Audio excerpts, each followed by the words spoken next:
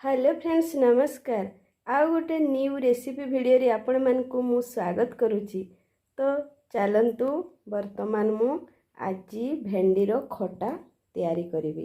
तो सेति पई नेछि मु आलू भेंडी आउ टमाटो ता सहित सरसर बेसर बटा आ ता सहित आंबुल। तो चलंतु आरंभ करिबा। सांग माने करेई गरम हो जाइछि सेथिरे मु पकाउछि तेल।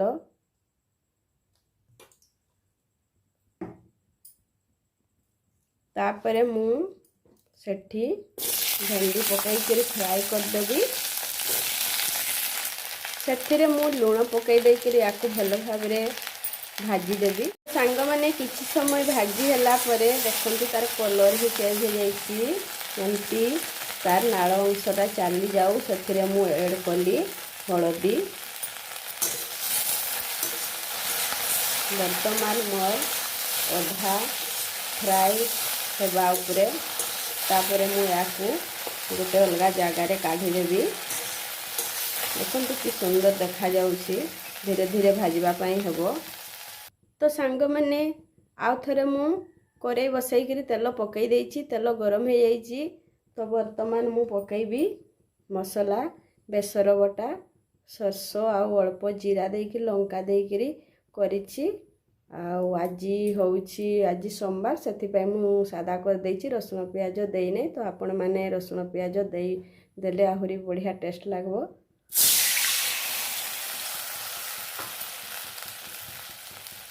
तो सेति ऐड कली टमाटो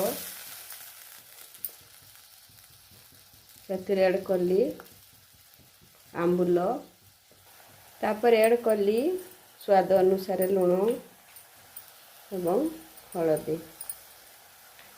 तो याकू भलो भाबरे फ्राई करला परे सेथिरे मु आलू को भी पकई देली। तो आपण माने चाहिले आलू को आगरू भी अलगा फ्राई करि पारबे। फ्राई हेथिबा आलू देले शीघ्र सीझे। तो एठी मु एका संगरे कर दउछि मसला संगरे आलू ऐड कर देइछि।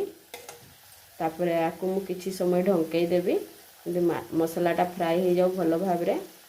तो सांग माने वर्तमान मोर मसला रेडी हो जाइछि। सेथिरे मु ए फ्राई हेइतिबा भेंडी को पकई देबी।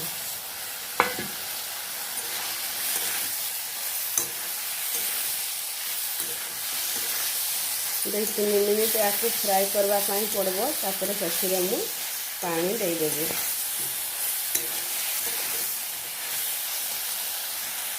तो सांग माने वर्तमान मु सेथिरे पानी ढाली दउछि।